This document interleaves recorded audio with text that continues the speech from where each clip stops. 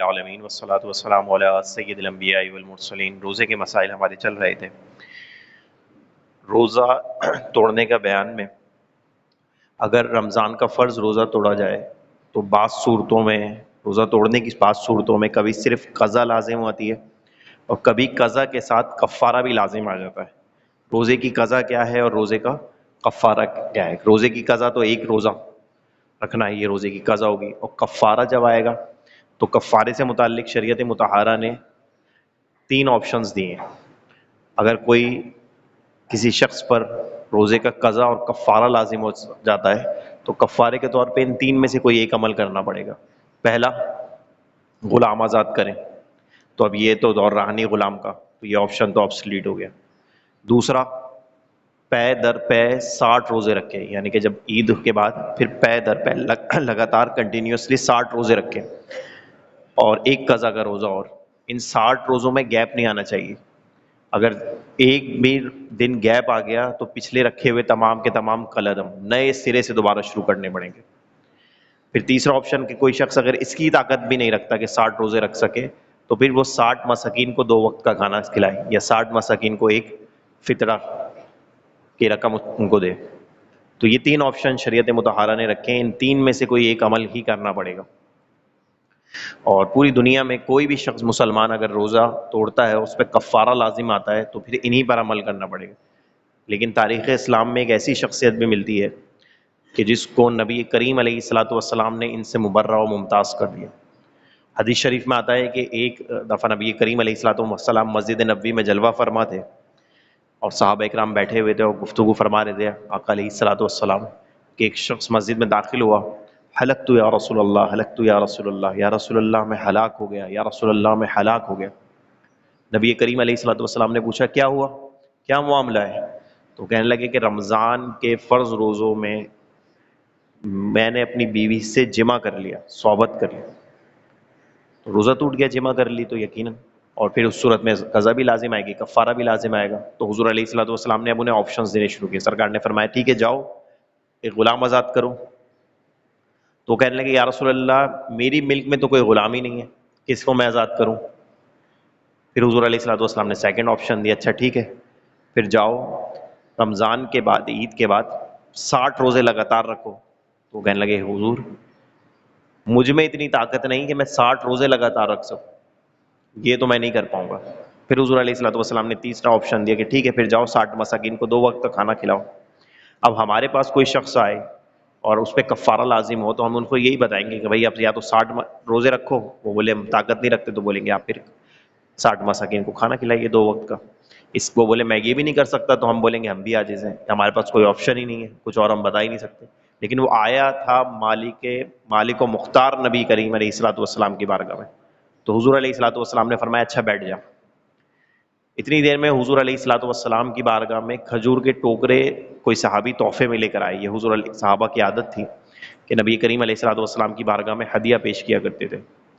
تو کبھی تو نبی کریم علیہ الصلوۃ والسلام اس کو عوام جو بیٹھے ہوئے تھے مجالس اس میں یہ تقسیم فرما لیتے، کبھی اپنے لیے رکھ لیا کرتے۔ تو سرکار نے جب وہ ٹوکرے دیکھے کھجور کے تو فرمایا وہ کہاں ہے جو کہتا تھا میں ہلاک ہو گیا، میں ہلاک ہو گیا؟ تو صحابی فوراً حاضر ہوئے، تو نبی کریم علیہ الصلوۃ والسلام نے ارشاد فرمایا یہ ٹوکرے لے جاؤ اور مدینے کے مساکین میں بانٹ دو، تمہارا صدقہ ادا ہو جائے، تمہارا کفارہ ادا ہو جائے گا۔ اب انہوں نے دیکھا کہ جب دریائے رحمت حضور علیہ الصلوۃ والسلام کا جوش میں، اب جب حضور دینے پہ آئی ہیں تو پھر اور بھی مانگتے ہیں، آج وہ مائل بقتا اور بھی کچھ مانگ۔ تو انہوں نے کہا یا رسول اللہ صلی اللہ علیہ وسلم خدا کی قسم مدینے کی دونوں سلاخوں کے درمیان مجھ سے زیادہ غریب کوئی ہے ہی نہیں۔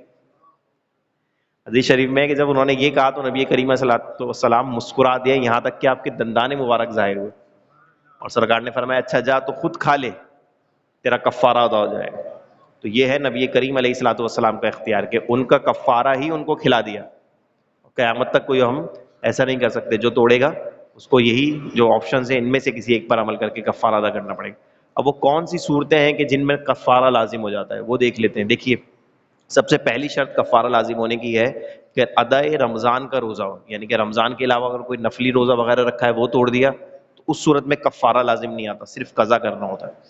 تو پہلی شرط ادائے رمضان کا روزہ ہو۔ دوسری وہ رمضان کا ایسا روزہ ہو جس کی نیت بھی رات میں کی ہو۔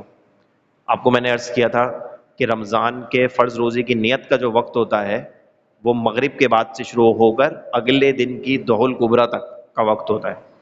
تو اکثر مریضوں کو ہم یہی بولتے ہیں کہ آپ دن کے وقت نیت کر لیجیے، بالخصوص ڈائبٹک پیشنٹس جو ہوتے ہیں جو انسولین وغیرہ لگا رہے ہوتے ہیں. تو اس کا فائدہ یہ ہوگا کہ اگر دن میں نیت کی ہے اور طبیعت بگڑی اور روزہ توڑنا پڑا تو اس صورت میں صرف قضا لازم آئے گی، کفارہ لازم نہیں آئے گا. تو دو شرطیں ہوئی، پہلی شرط کہ ادائے رمضان کا روزہ توڑا ہو، فرض روزہ. دوسری شرط وہ ایسا روزہ ہو کہ جس کی نیت رات میں کی ہو، جیسے ہم سحری میں نیت کر لیتے ہیں، یہ رات کی نیت. اگر دن میں کوئی شخص نیت کرتا ہے اور پھر وہ روزہ توڑتا ہے تو اس پر کفارہ لازم نہیں آئے گا. اسی وجہ سے جو شدید قسم کے پیشنٹس ہوتے ہیں ان کو ہم یہی مشورہ دیتے ہیں کہ آپ دن میں نیت کیجیے، تو اگر توڑنا بھی پڑا تو اس صورت میں کم از کم کفارہ لازم نہیں آئے گا. تیسری کنڈیشن ہوتی ہے کہ قصدن عمدن ہو، جان بوجھ کر روزہ توڑا ہو، اپنی مرضی سے قصدن عمدن توڑا ہو. پھر چوتھی کوئی عذر شرعی نہ ہو، جیسے میں نے روزہ توڑنے کے آزار بیان کیے تھے بالکل مجلس جب شروع ہوئی تھی شروع رمضان میں، تو اس میں سے کوئی عذر نہ ہو. مثالیں دیکھ لیتے ہیں. مثال کے طور پہ اچانک ایسا بیمار پڑ گیا کہ دوا دینا اس کو منہ کے ذریعے لازمی ہو گیا، اگر نہیں دیں گے تو ڈاکٹرز نے بولا یہ ایکسپائر ہو جائے گا، یہ شدید قسم کے جو ہے وہ اس کی حالت خراب ہو جائے گی. تو اس صورت میں یہ اسی طرح یا دمے کا کوئی مریض ہے، اس کو دمے کا دورہ پڑ گیا، اس کو انہیلر وغیرہ دوا دینی پڑی، پتہ ہے دمے کا مریض کو اور دوا نہیں دیں گے تو اس کے تو ہلاکت پکی ہے. تو اس طریقے کے کوئی معاملہ ہو گیا اور پھر کوئی عذر شرعی، یہ سب آئیں گے عذر شرعی. عذر شرعی نہ ہو، بلا وجہ ہی روزہ توڑ دیا، کوئی عذر نہ ہو، پھر اس صورت میں کفارہ لازم آ جائے گا. یہ نہیں کہ میرے دانت میں درد ہو رہا ہے، میرے بالوں میں درد ہو رہا ہے تو میں نے روزہ توڑ دیا، مجھے شدید پیاس لگ رہی تھی تو میں نے روزہ توڑ دیا. تو اس صورت میں جو ہے نا یہ عذر شرعی نہیں ہوں گے. شدید پیاس جب عذر شرعی بنتی ہے جب بالکل ہلاکت کے بندہ قریب ہو جائے کہ اب اگر اس کو پانی نہیں دیا تو یہ تو مر جائے گا، اس وقت بنے گا، اور ایسی صورت عموماً ہوتی نہیں ہے. اگلی شرط، جس چیز سے روزہ توڑا ہو جنایت کامل ہو، یعنی کہ جرم کامل ہو. مثال کے طور پہ جرم کامل کیا ہو؟ مطلب جیسے غذا سے روزہ توڑ لیں، تو کھانا کھاتے ہیں ہم، پانی پیتے ہیں، یہ کامل ہے، یعنی کہ لطف برا آئے گا کھانا کھانے کا. جب ہم کھانا کھائیں گے تو کھانا کھانے کا لطف آئے گا، جنایت کامل ہوگی. پانی پی لیں گے تو پیاس پوری بجھ جائے گی. تو اس طریقے کے کسی عمل سے روزہ توڑا ہوگا تو کفارہ لازم آئے گا. اگر کسی نے ایسا کر کے توڑا روزہ کہ خربوزے کے چھلکے کھا لیے، اگر اس کو معیوب سمجھا جاتا ہے خربوزے کے چھلکے کھانے، تو اس صورت میں اس پہ صرف قضا ہوگی، کفارہ نہیں ہوگا. کسی نے انڈے کے چھلکے کھا کے روزہ توڑ دیا تو اس صورت میں اس پہ قضا لازم ہوگی، کفارہ لازم نہیں ہوگا اس پہ. یہ پورا انڈا اٹھایا ایسے ہی نکل گیا چھلکے سمیت، یعنی کہ ایسا ہی چیز سے روزہ توڑا جس سے انسان کی طبیعت گھن کھاتی ہے، تو اس صورت میں پھر اس پر صرف قضا لازم ہوگی، کفارہ لازم نہیں ہوگا. اسی طرح غسل والی صورت دیکھ لیتے ہیں کہ اگر غسل اب خود پر واجب کر لیا، تو اگر خود پر غسل واجب کرا جنایت کامل ہوئی تو پھر قضا و کفارہ دونوں لازم آئے گا. مثال کے طور پہ اپنی بیوی سے جمع کر لیا تو پھر یہ کہیں گے کہ جنایت کامل ہے، تو اس صورت میں پھر اس پر قضا بھی کفارہ بھی لازم آ جائے گا. اس کے علاوہ کسی اور ذریعے سے اپنے اوپر غسل فرض کر لیا تو پھر اس صورت میں صرف قضا لازم ہوگی، کفارہ لازم نہیں ہوگا. اگلا شرط جو ہوتی ہے وہ نافرمانی کا ارادہ نہ ہو. مثال کے طور پہ اب بیان سنا کہ بھائی چھلکا کھا کے روزہ توڑنے سے صرف قضا آتی ہے، تو ایک کھا گئے چھلکے روزہ توڑ لیا تو اس صورت میں ٹھیک ہے قضا آئی. پھر دوسرے دن پھر یہی حرکت کری تو اب کیا ہوگا؟ اب یہ اس پہ نافرمانی کرنا متحقق ہو گیا. اب یہ لاکھ قسمیں کھائے کہ نہیں میرا نافرمانی کا ارادہ نہیں تھا، تو اس پر اس کی بات نہیں مانی جائے گی. اس کو یہی حکم بیان کیا جائے گا کہ آپ پہ قضا بھی لازم ہے اور کفارہ بھی لازم ہے، کیونکہ مذاق بنایا ہوا ہے، نافرمانی کر رہے ہو رب تعالیٰ کی. تو اس صورت میں نافرمانی کا ارادہ نہ ہو. کسی عالم کے کہنے پر روزہ نہیں توڑا ہو. مثال کے طور پہ کسی عالم نے بیان کیا، حدیث بیان کی، کچھ بھی بیان کیا، حدیث کا کوئی مسئلہ بیان کیا اور یہ سمجھا اس کو غلط، اس غلط سمجھنے کی وجہ سے اس نے روزہ توڑ دیا تو اس صورت میں اس پہ قضا لازم آئے گی، کفارہ لازم نہیں آئے گا. اسی طرح تو یہ شرطیں جو اس میں پائی جائیں گی اس پر قضا اور کفارہ لازم آئے گا. میں نے اصول آپ کے گوش گزار کر دیے.